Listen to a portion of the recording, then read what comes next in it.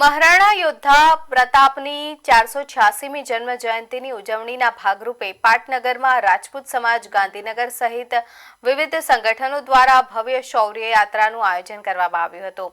આ શૌર્ય યાત્રા સેક્ટર 12 સ્થિત રાજપૂત સમાજ ભવનથી પ્રસ્થાન થશે, જેમાં મુખ્ય મહેમાન તરીકે નાયબ મુખ્યમંત્રી હર્ષ સંઘવી અને વિશેષ અતિથિ તરીકે મંત્રી સંજયસિંહજી મૈડા તથા ધારાસભ્ય ડીસી ચાવડા ઉપસ્થિત રહ્યા હતા। વિવિધ માર્ગો પર ફરીને આ યાત્રા પેથાપુર 4 રસ્તા પાસે આવેલા મહારાણા પ્રતાપ ચોક ખાતે સંપન્ન થઈ, જ્યાં મહારાણા પ્રતાપની પ્રતિમાને પુષ્પાંજલિ અર્પણ કરવામાં આવી હતી।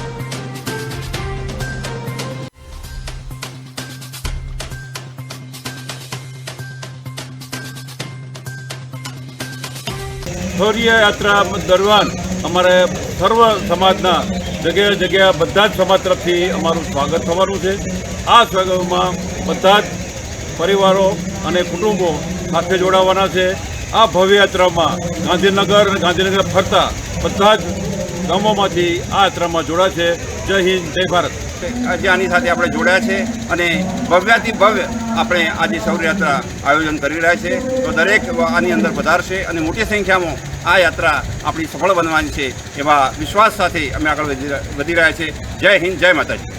સફળ રેલી નીકળે અને સફળ થઈએ એ માટે ત્રણેય સંસ્થાઓ, સમગ્ર સમાજ, મહિલા સમાજ બધાઓનું આ સમયથી અમે હાર્દિક સ્વાગત કરીએ છીએ।